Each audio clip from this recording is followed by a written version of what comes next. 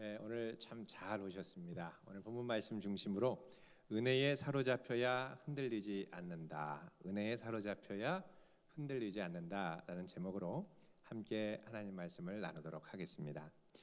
저는 지난 한 주 일본 도쿄를 중심으로 단기 선교를 하나님의 은혜 가운데 잘 다녀왔습니다. 일본 선교는 웃고 들어갔다가 울고 나오는 것이다, 이렇게 얘기를 합니다. 그만큼 일본 선교가 쉽지 않다는 말입니다. 일본 전역에 교회가 한 8,000개 정도 있다고 하지만 평균적으로 교인이 10명에서 20명 정도 모이는 경우가 대부분입니다. 그것도 20명 모이면 많이 모이는 축에 속하고 10명 정도가 보통 이 정도 됩니다. 그렇기 때문에 건물을 자체적으로 보유해서 자유롭게 예배하는 교회는 더더욱 적고, 또 그래서 일본에 우리가 가면 한국 교회처럼 큰 교회의 건물을 찾기가 참 어렵습니다. 100명만 모여도 대형 교회고, 또 200명 정도가 모이면 초대형 교회입니다. 그래서 교회가 자체 건물을 갖고 있다고 하더라도 보통 한 빌라 정도, 이렇게 원룸 있는 그 빌라 정도 되는 교회 건물, 그 정도만 돼도 상당히 큰 것이죠. 이렇게 일본 선교가 어려운 이유가 이제 몇 가지가 있습니다. 먼저는 이 일본 사람들에게는 부족함이 그렇게 많지 않다는 겁니다. 경제 대국이라는 자부심이 있고, 거기에다가 또 윤리적으로도 워낙 착실하고 또 열심히 살고 다른 사람한테 피해를 주지 않고 또 친절하고 또 정직하기 때문에 그리스도인들이 거기서 선하게 산다고 하더라도 그렇게 큰 영향을 받지 않는다고 합니다. 그래서 일본은 예를 들어서 내가 화장실에서 핸드폰을 놓고 왔다 그러면 그 다음 날 가도 그대로 있습니다. 누가 가져가질 않아요. 그만큼 이제 정직하게 살려고 노력을 많이 한다는 것이죠. 그래서 이들은 복음을 전한다고 곧바로 받아들이는 것이 아니라 나에게 복음을 전한 그 사람이 얼마나 정직하고 정말 복음대로 사는가를 한참 동안 예의주시하고 신뢰를 하고 나서야 비로소 마음을 연다고 합니다. 이러다 보니까 복음을 전하는 속도가 늦어지고, 또 일본 목회자들도 그렇게 서두르지 않고, 그러다 보니까 다음 세대를 이끌어갈 목회자가 상당히 부족해졌습니다. 일본 목회자들의 평균 연령이 60대 또 70대 정도가 보통이고, 제가 그곳에서 만났던 일본 목회자들의 상당수가 70대인 경우가 많이 있었습니다. 교회 학교가 없는 곳이 대부분이고, 그러다 보니까 신앙이 다음 세대로 잘 전수되지 않고 있었습니다. 그래서 부모 세대는 열심히 신앙생활을 했어도 자녀는 신앙생활을 하지 않는 경우가 상당히 많았습니다. 이런 암울한 환경 가운데에서도 제가 이번에 일본을 방문했을 때 상당히 놀라운 희망들을 보았습니다. 하나님이 여전히 그 땅 가운데 역사하시는구나 라는 것을 알 수 있었습니다. 이번에 복음이 아주 뜨겁게 살아 역사하는 일본 현지 교회를 몇 곳 방문하게 됐는데, 그중에 어떤 교회는 한 목사님이 그곳에서 개척을, 맨 땅에 헤딩을 하듯 개척을 시작을 하셔서 교회가 급성장하게 되고, 더 나아가서 일본 전역에 이 교회와 같은 교회를 50여 개를 개척하는 놀라운 일들을 이루었습니다. 이런 교회가 한 곳 말고 또 있었습니다. 이곳에서는 일본 교회로는 아주 드물게 수요 예배를 드렸었습니다. 근데 이제 수요 예배를 못 드리는 성도들을 위해서 온라인으로 일본 전역과 또 전 세계에 생중계를 하는데, 이때 동시 접속해서 예배를 드리는 일본 성도들이 한 10,000명 정도가 된다고 합니다. 이곳에서 제가 수요일에 말씀을 전하고 왔습니다. 이걸 보면서 하나님은 암담한 미래 속에서도 새로운 희망을 계속해서 열어가시는구나 라는 것을 깨닫게 됐습니다. 우리나라에서 제가 이제 나가 있는 동안 월드컵 경기에 아주 난리가 났었더라고요. 우리나라가 독일 그 강국이라는, 축구 강국이라고 하는 독일에 2대0으로 이겼다는 소식을 제가 들었습니다. 제가 그 단기 선교 일정 중에 그 경기가 있었는데, 그 다음 날 보니까 우리 함께 갔던 우리 청년 학생 몇 분들이 아주 막 사경을 헤매면서 걷더라고요. 그래서 왜 그런가 봤더니 그 전날 데이터 로밍한 걸 다 소진하고 밤을 새워 축구를 보고 그 감흥을 삭히지 못하다가 늦잠을 자고 다음날 아주 힘들어 했던 걸 제가 봤습니다. 자, 이 암담한 현실 가운데도 새로운 희망을 주었던 것처럼 우리 하나님께서도 암담한 현실 속에 새로운 희망을 여시는 하나님입니다. 자, 이스라엘을 진멸시킬까까지 생각하셨던 하나님께서 모세의 중보기도로 인하여 암울한 상황 속에서 이제 새로운 희망을 여실 것을 말씀합니다. 자, 오늘 말씀 10절에 보면 그 희망이 고스란히 본문 말씀에 녹아 있습니다. 자, 10절 같이 읽겠습니다. 시작. 여호와께서 이르시되 보라 내가 언약을 세우나니 곧 내가 아직 온 땅 아무 국민에게도 행하지 아니한 이적을 너희 전체 백성 앞에 행할 것이라.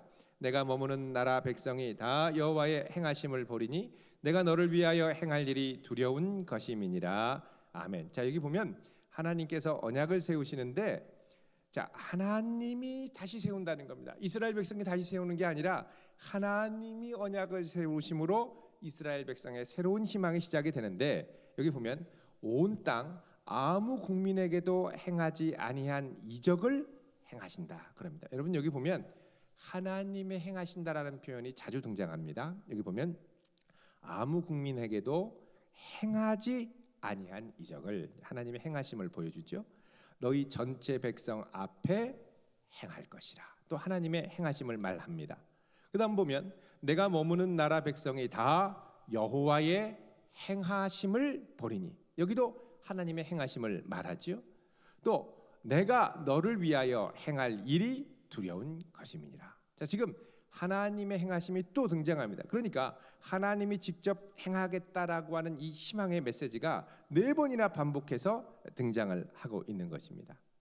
자, 이렇게 놀라운 일을 하나님이 행하시는데, 이거는 이전에 있던 일이 아닌 새로운 일인데, 그 다음 말씀 11절에 보면 이게 뭐냐, 하나님이 이스라엘 앞에서 아모리 사람, 가나안 사람, 헷 사람을 비롯한 여러 가나안 족속들, 40년 전 이스라엘 백성이 보고 겁이 나서 도망갔던 그 강력한 이민족들을 쫓아내실 것이라는 말씀입니다. 그러니까 약속하신 새 땅을 온전히 이스라엘의 것으로 주시겠다라고 하는 약속입니다. 자, 그러면 하나님이 일하실 새로운 희망의 이 약속 앞에 이스라엘은 어떻게 반응해야 할까요? 하나님이 요구하시는 것이 있었습니다. 2가지인데, 첫 번째는 12절 말씀입니다. 읽어보겠습니다. 시작. 너는 스스로 삼가 내가 들어가는 땅의 주민과 언약을 세우지 말라. 그것이 너희에게 올무가 될까 하노라. 아멘. 자, 첫 번째는 뭐냐? 너희들은 절대 가나안 백성과 언약을 세우지 말라는 겁니다. 왜? 이스라엘 백성이 이미 하나님과 언약을 맺은 하나님의 언약 백성이기 때문에 가나안 백성과 다시 언약을 세우면 하나님과의 언약을 저버리게 된다는 것입니다. 자, 그래서 하나님께서는 이 절대 언약은 하나님과만 맺어야 된다고 말씀하시고, 두 번째는 그렇기 때문에 너희는 하나님만 섬겨야 된다고 말씀하십니다. 자, 14절 말씀 같이 읽습니다. 시작. 너는 다른 신에게 절하지 말라. 여호와는 질투라 이름하는 질투의 하나님이시라. 아멘. 자, 여기 보면 너는 다른 신에게 절하지 말라는 거죠. 특별히 17절에 보면 구체적인 형태로 신상들을 부어 만들지 말라고 말씀합니다. 신상을 부어 만들지 말라는 거예요. 신상을 부으면 사람들의 눈에 더 잘 눈에 띄기 때문에 미혹되기가 쉽죠. 하나님은 질투하는 하나님이기 때문에 이런 이방신에게 절하는 것을 가만두지 않는다고 말씀합니다. 여러분, 우리가 생각할 때, 야, 어떻게 하나님이 질투를 하시나, 유치한 감정 아닌가, 이런 생각을 할 수 있습니다. 그런데 성경에서 말하는 하나님의 질투라고 할 때 이 질투는 히브리어 카나라고 하는 말인데 패션, 열정에 가까운 단어입니다. 하나님의 열심을 나타내는 단어죠. 그러니까 질투라는 건 뭐냐? 하나님께 속한 것을 하나님이 친히 지키시려는 하나님의 열정, 이것이 바로 질투입니다. 그래서 이 질투는 절대 파괴를 목적으로 하지 않고 하나님께 속한 것을 지키려고 하는 것에 목적을 두고 있습니다. 그래서 하나님이 이 질투로 이스라엘 백성을 지키게 되면 이스라엘은 아주 힘들게 됐죠.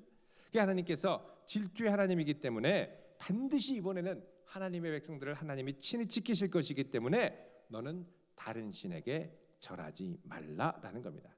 그러면서 어떻게 다른 신에게 절하지 말아야 될 것을 쭉 설명을 하는데, 이 내용을 가만히 보면 이것은 하나님이 이스라엘 백성들에게 전에 신의 산에서 언약을 체결할 때 허락하셨던, 출애굽기 이제 20장부터 23장에 나오는 10계명과 그 이후에 나오는 부수적인 언약 계명들과 정확하게 일치하는 동일한 말씀입니다. 우리가 생각할 때 하나님이 새로운 일을 행하시면 이제 새로운 언약 조건을 주시지 않을까라고 생각할 수 있는데, 하나님은 동일한 약속을 주시더라는 거죠. 여러분, 우리 같으면 똑같은 말씀을 2번, 3번 반복하면 어떻게 생각할까요? 좀 뭐 신선한 거 없나? 왜 하셨던 말씀 또 하시지? 그러면서 조금 이렇게 귀찮게, 중요하지 않게 생각하려고 하는 경향이 있습니다. 그러나 하나님께서 동일한 말씀을 주시는 건 뭐냐? 지금 이스라엘에게 필요한 것은 새로운 내용을 머리로 지식적으로 아는 게 아니라 이미 주셨던 말씀을 이제는 가슴에 새겨야 한다는 것입니다. 여러분, 하나님의 말씀을 머리로 아는 것과 가슴으로 아는 건 너무나도 다릅니다.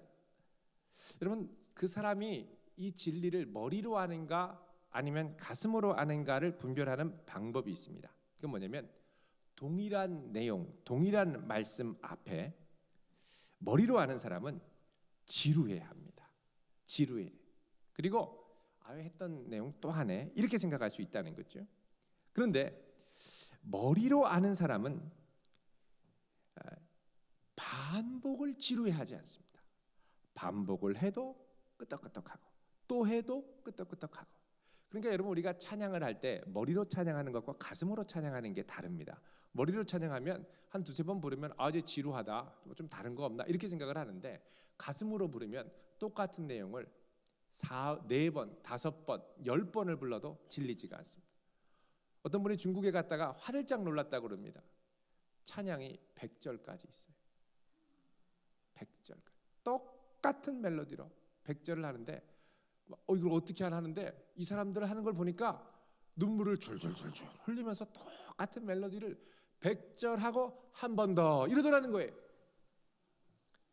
여러분, 가슴으로 부르면 이게 질리지가 않습니다. 이게 가슴으로 오면 새기고 또 새기고 이렇게 되는 거죠. 그리고 새기면서 이전에 내가 생각하지 못했던 것들을 새롭게 깨달으면서 그 묵상이 깊어집니다.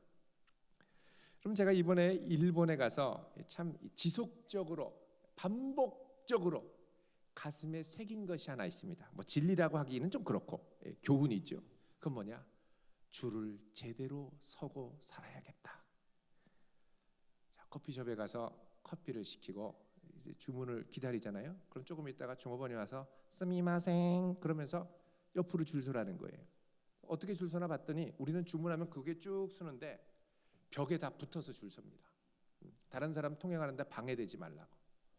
또 역에 가가지고 이제 기차를 타기 전에 이제 그 커피를 또 주문합니다. 커피를 주문하고 기다리는데 또 좀 있다가 이렇게 보더니 스미마생 그리고 또 줄 서라는 거예요. 쭉 다 보니까 저 빼고 다 벽에 붙어서 있는 거예요. 또 벽에 붙어서 있습니다. 그래도 기차를 타려고 이제 갔는데 기차 플랫폼에 딱 이렇게 서 있는데, 갑자기 또 종업 그 개찰구에 있는 이 직원이 와가지고 이렇게 하면서 스미마생 그러면서 또 그 줄 요 앞에 요 노란 선 앞으로 넘어오지 말라고 쫙 줄을 세우는 거예요. 근데 거기 플랫폼이 좁았습니다. 그래서 이쪽에서 기차가 오는 것과 이쪽에서 기차가 오는 게 아주 가까웠어요. 그 뒤로 좀 여유 있게 섰더니 또 조금 있다가 다시 스미마생 그러더니 뒤로 또 와가지고 줄을 서라고 또 이러는 거예요. 딱 봤더니 앞과 뒷 사이가 얼마 간격이 없는데 뒤에 기차가 오니까 이 선을 넘어가지 말라는 겁니다. 결국 보니까 다 이렇게 쫙 줄서기가 중요하다. 그리고 그때 제가 새삼 깨달은 게 뭐냐? 줄서기는 배려다. 다른 사람을 위한 배려라는 거예요. 이 배려의 문화가 얼마나 이제 발달했는지, 여러분 제가 전철을 가다가 아주 신기한 이 홍보 포스터를 봤습니다. 시민 질서를 지키자 뭐 이런 게 있는데, 딱 보니까 뭐냐면 가방은 앞으로 메고 타라는 겁니다. 니꾸샤꾸 있잖아요. 이 배낭을 딱 앞으로 메고. 왜 앞으로 메나 봤더니 이 가방을 메고 그냥 전철에 타고 막 가면, 이렇게 가면 옆에 있는 사람 자기도 모르게 툭툭 친다는 거죠. 그 치지 못하게 자기 통제 안에 두라고 가방을 딱 배낭 안에. 우리 선교팀은 다 배낭을 뒤로. 제가 이제 그 포스터를 지나가다가 보고 딱 와서 이렇게 가면 보니까 저희 빼고 다 앞으로 하고 있는 거예요. 근데 그 중에서 또 중국에서 온 우리 유학생이 있는데 그 친구는 전혀 생각 없이 그냥 툭툭 치면서 막 주변에서 다 찡그리고 보는 거예요. 그래서 제가 가방을 앞으로 하자. 그리고서 다 앞으로. 목욕탕을 가도 이렇습니다. 여러분, 물을 붓는데 우리는 뭐 등을 시원하게 뭐 좀 밀어야 되지 않습니까? 그럼 샤워를 막 이렇게 해야 되는데 거기는 절대 샤워기를 등 뒤로 하지 않습니다. 물 튄다고. 다 앞으로 그냥. 여기만 깨끗할 것 같아. 여기만. 다 앞으로. 물 좀만 튀면 스미마생. 물 쳐도 안 되게 여기에다 그냥 대고 여기만 닦고 오는 거. 여기만 닦고. 여러분, 이게 생각해 보시죠. 막 이 배낭 메고 막 전철에서 그 기차 안에서 껄껄대고 웃고 막 이러다가 야 이제 전도하자. 그리고 가서 예수 믿으세요 하고 막 포스터 이게 전단지 돌리면 그 사람들이 어떻게 보겠습니까? 쳐다보지도 않죠. 도망갑니다. 저렇게 시끄럽게 하고 배려도 모르는 사람들이 예수를 믿으라고 너나 잘 믿어라 이러고서 이제 간다는 거죠. 그래서 이제 일본 선교가 참 어려운 부분이 많습니다. 여러분, 우리는 이게 당연하게 여기고 또 전혀 인식하지 못했던 아주 사소한 것을 거기 사람들은 매우 중요한 가치로 여기고 지속적으로 실천하고 집요하게 계도하더라는 거죠. 여러분, 이런 집요한 배후에는 열정이 있었습니다. 그리고 이 열정에는 뭐가 있었냐면 이러한 사소한 행동이 중요하다라는 확신이 자리 잡고 있었습니다. 이 확신이 있었기 때문에 지속적으로 반복해도 질려하지 않고 계속하는 거죠. 여러분, 하나님이 이스라엘 백성들에게 새로운 일을 행하실 것을 약속하시면서 이전에 주셨던 계명을 반복해서 주십니다. 요약하면 10계명 1계명과 2계명이에요. 너는 나 외에 다른 신을 두지 말고 너희 자신을 위하여 다른 우상을 만들지 말고 절하지 말고 섬기지 말아라. 여러분, 이스라엘 백성이 처음 시내산 아래에서 이 말씀을 들었을 때 이들은 자신만만하게 준행하겠다고 약속했었습니다. 서약했었죠. 근데 모세의 부재가 40일 딱 계속되니까 그만 여지없이 무너졌습니다. 그러니까 머리로 아는 것과 계속해서 내 가슴으로 확신하는 것이 얼마나 다르다라는 걸 깨닫게 된 거죠. 경험하게 된 겁니다. 그래 조금 하다가 안 되면 그냥 뒤로 나자빠져서 포기하는 거죠. 그러니까 머리로 아는 사람은요, 조금 하다가 어려우면 그만 포기합니다. 근데 가슴으로 확신하는 사람의 특징은 반복을 지루해 하지 않고 집요한 게 있다라는 거예요. 여러분, 얼마 전에 이 미국의 온라인 전자상거래 업체인 이 아마존에서 택배를 하는데 고객 자동차 트렁크 안에 넣어주는 서비스를 시작했습니다. 그 자동차 인포테인먼트에 소프트웨어를 설치해서 이 아마존 배달 직원이 가면 그 소프트웨어 그 차에서 신호를 보내가지고 그 배달원이 가는 것을 확인하고 트렁크 문을 열어주는 거예요. 그럼 거기에 넣어가지고 이제 가는 거예요. 그러니까는 우리는 일단 배달을 시작하면 절대 놓지 않겠다. 여러분, 집에도 가면 부재중 뭐 경비실에 맡겨주세요. 그리고 뭐 소화전 안에 넣어주세요. 뭐 이러지 않습니까? 근데 거기는 이제 어떻게 하냐면 그 안에 이 조그마한 장치를 설치해가지고 이 아마존 택배원이 가가지고 신호를 넣으면 문을 열어주게 돼 있습니다. 그리고 CCTV를 촬영하는 거예요. 제대로 배송했나. 그리고 놓고 가게 돼. 그러니까는 여기서 지금 뭐냐면 무슨 생각하냐면 일단 주문하면 가장 빠른 시간에 드론으로 배송하죠. 반드시 고객이 확인할 수 있도록 고객이 원하는 장소에 배송하고야 말겠다. 아주 집요한 거죠. 그런 열정이 있으니까 가더라는 겁니다. 확신이 있어야, 열정이 있어야 이런 집요함이 나옵니다. 자, 한국에 왔더니요, 새로운 걸 그 일주 사이에 봤습니다. 요즘 우리나라에서 과자로 말하면 슈퍼스타급, 옛날에 하니 버터칩에 버금가는 어마어마한 과자가 출시가 됐습니다. 오리온 초코파이, 생크림 파이입니다. 이 생크림 파이는 방부제를 넣지 않고 그대로 파일을 낸 거예요. 이게 지금 출시 2달 만에 1,000만 개가 팔렸답니다. 어마어마한 거죠. 그래서 저도 와가지고 또 가게를 몇 군데 헤매다가 드디어 입수했습니다. 어제 저녁에. 일단 맛을 봐야 알지 않겠습니까, 제가. 그러면 이게 생크림을 과자에 얹으면 초코파이 같은 경우 무너집니다. 그래서 사실 마시멜로를 넣었던 거거든요. 근데 이거를 방부제를 넣지 않고 딱 그 생크림 파이를 만들기 위해서 이 연구원이 하루에 초코파이를 30개씩 먹으면서 연구한 거예요. 위장병 나서 병원에 다니면서도 하루에 30개씩. 이거를 몇 년 동안 했냐면 11년 동안. 생크림 파이, 그 생크림 먹는데 11년을 쓴 거예요. 우리가 볼 때는 한 1년 하다가 아유 안 되나 보다 포기하자 이러는데 그걸 집요하게, 누군지 모르지만 인터뷰가 약간 나왔습니다만 하여간 집요하게 11년을 초코파이, 생크림 초코파이를 위해 쏟았습니다. 그러니까 한 번쯤 우리가 사볼만 하겠죠. 여러분, 주님을 섬기는데 이런 열정이 있을 수 있기를 바랍니다. 성도가요 좀 집요해야 돼요. 내가 이 예배를 드려야 산다. 목숨을 좀 걸 수 있어야 됩니다. 하나님을 향한 집요한 순종 있어야죠. 이게 집요하게 가야 되는데 이게 좀 몇 번 하다가 아유 지루하다. 좀 더 재밌는 거 반짝하는 거 없을까? 뭐 이러면서 자꾸 딴 데로 도는 거예요. 딴 데로. 자, 하나님께서 이스라엘 백성들에게 이 하나님을 제대로 섬기는 집요함을 위해 주신 것이 있습니다. 그건 뭐냐면 절기를 지키라는 거예요.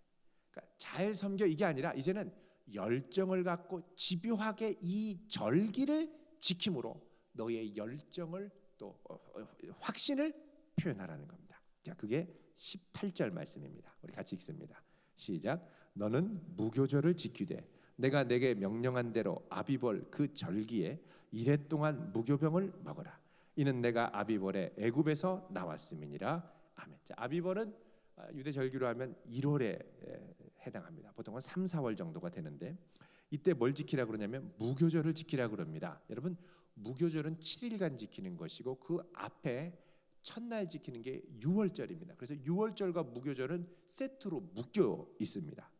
6월절은 이스라엘 백성이 출애굽하기 전에 하나님이 마지막 10번째 재앙, 애굽의 장자를 치는 이 재앙을 보낼 때 이스라엘이 문설주에 피를 발라서 죽음의 천사가 이스라엘 백성들을 건너뛰어서 구원하신, 장자들을 지키신 구원 사건입니다. 자, 이 날을 6월절로 지키고 그 다음에 7일 동안은 이제 애굽을 떠나서 탈출해서 이제 홍해로 갔는데 그 7일간 급하게 탈출하느라고 이 떡에 누룩을 넣지 않고 급하게 구워서 나간 거예요. 그게 누룩을 넣지 않은 떡이다. 그래서 무교절, 그러니까 누룩이 무 없는 떡이라 그래서 무교병입니다. 자, 이거를 지키는데 언제 지키냐면 아비벌에 지키라고 합니다. 아비벌. 아비비란 뜻은 말은 보리란 뜻입니다. 보리. 보리는 가나안 땅에서 처음으로 맺히는 곡식이죠. 그러니까 아비벌은 새롭게 곡식을 맺는 달, 이게 바로 이 아비벌입니다. 하나님께서 첫 수확을 거두게 하실 때 이들로 하여금 이 수확에 취해서 뭐 우상에 절하거나 제사하지 않고 이게 하나님의 은혜임을 기억하며 뭐 해야 되냐면 제일 맛이 없는 무교병을 7일간 먹으며 그 절기를 지키라는 겁니다. 이건 뭐냐면 우리가 어떻게 시작했는가를 지속적으로 기억하라는 거죠. 여러분, 이스라엘이 이 맛도 없는 무교병을 계속 먹어야 돼. 7일간이나 나는 죽었다 막 그러고 먹기를 거부하고요. 거기에 은근히 생크림도 바르고 꿀도 바르고 막 이래서 먹으면 의미가 없는 겁니다. 이 7일간 지속적으로 먹으면서 뭘 새기느냐? 우리가 어떻게 은혜로 출발했는가를 지속적으로 기억하라는 겁니다. 자, 이렇게 7일간 예배를 하나님 앞에 드리고 나서 그 다음에 이스라엘이 본격적으로 집착하며 해야 될 게 있는데 그게 뭐냐면 21절입니다. 읽습니다. 시작. 너는 엿새 동안 일하고 일곱째 날에는 쉴지니 밭 갈 때나 거둘 때에도 쉴지며. 자, 엿새 동안 일하고 일곱째 날에는 뭐 하라고요? 쉬라. 이게 바로 안식일을 지키라는 거예요. 하나님께 매주 드리는 이 예배를 집착해서 밭 갈 때에 또 거둘 때, 여러분 농사철 한참 바쁠 때 얼마나 해야 할 일이 많습니까? 그때도 쉬라는 거예요. 아무리 바빠도 집착하여 집요하게 이 안식일을 지키며 예배하라는 거죠. 이거는 보통 확신 없으면 못 지킵니다. 바쁜데 좀 이번에 건너뛰고 다음에, 아니, 집요하게 이걸 지켜야 하나님의 백성이다. 이러고선 집요하게 붙든다는 거죠. 그리고 나서 이제 22절에 말씀합니다. 우리 읽습니다. 시작. 77절 곧 맥주의 초실절을 지키고 새말에는 수장절을 지키라. 자, 여러분 이 77절이라는 건 무교절 이후에 7번 7일을 지나는, 그러니까 77, 49죠. 49일이 지나는 50일째 지키는 절기. 그래서 이거를 오순절이라고도 하는데, 이걸 뭐라 그러냐면 맥주의 초실절이다 이렇게 얘기합니다. 이 맥주라는 말은 히브리어로 히팀이라는 말인데, 정확하게 말하면 맥이 아니라 소맥입니다. 맥은 보리고 소맥은 밀이죠. 그래서 히팀이라는 히브리어도 밀이라는 뜻인데, 그러니까 정확하게 얘기하면 밀의 절기입니다. 밀을 추수하는 절기가 맥주절이라는 거죠. 자, 밀은 이스라엘 백성들의 주식이 됩니다. 그래서 이 맥주절 77절, 이 맥주의 초실절은 맥주의 초실절이죠. 이 초실절은 이 밀을 처음으로 거두는, 이스라엘의 주식을 거두는 아주 중요한 절기가 됩니다. 자, 이때도 하나님을 기억하며 지키고, 그 다음에는 새말은 연말이란 뜻입니다. 연말에 수장절을 지켜라. 수장이라는 말은 수집하다 할 때 이제 수고, 장은 저장하다 할 때 장입니다. 그래서 수집해서 저장하는 절기, 이게 수장절이죠. 영어로 인게더링이라고 합니다. 인게더링 하면은 다 모아서 함께 저장하는 거죠. 이때는 이스라엘에 이제 나는 나무 열매, 대표적으로 올리브 열매, 무화과 나무 열매, 포도 열매, 이런 것들을 수확해서 저장하는 일종의 추수감사절과 같은 절기입니다. 그러니까 한 해의 수확을 감사하면서 하나님을 기억하는 절기라는 것이죠. 자, 요것들을 이스라엘이 하나님의 살아계심을 확신하며 이제부터는 집요하게 지켜야 되는데, 어떻게 지켜야 되냐면, 자, 23절 읽어보겠습니다. 23절 시작. 너희의 모든 남자는 매년 3번씩 주 여호와 이스라엘의 하나님 앞에 보일지라. 아멘. 자, 모든 남자들이 매년 3번씩, 한 번 가면 보통 일주일씩 지키거든요. 매년 3차례씩 하나님 앞에 보여라. 이건 뭐냐면 하나님의 성막, 하나님의 성전이 있는 곳에 가서 지키라는 겁니다. 모든 남자는. 그러니까 가장이 집을 비워야 되는 거죠. 가족이 다 오든지 뭐 가장만 가든지 집을 비우는 거예요. 그럼 집 비울 때 도둑 들면 어떻게 하죠? 또 더구나 국방, 나라를 지키는 군사들도 다 와야 되는데, 그러면은 국방은 어떻게 되죠? 자, 그때 하나님이 24절에 이렇게 말씀하십니다. 읽습니다. 시작. 내가 이방 나라들을 내 앞에서 쫓아내고 내 지경을 넓히리니 내가 매년 3번씩 여호와 내 하나님을 뵈려고 올 때에 아무도 내 땅을 탐내지. 국경 지키다가 잠깐 절기 지키러 오면 그때 국경에 뚫려서 망하는 게 아니라 하나님이 그 사이에 지켜주신다는 거예요. 사업, 이거 장사해야 되는데 이거 바쁜데 어떻게 하지?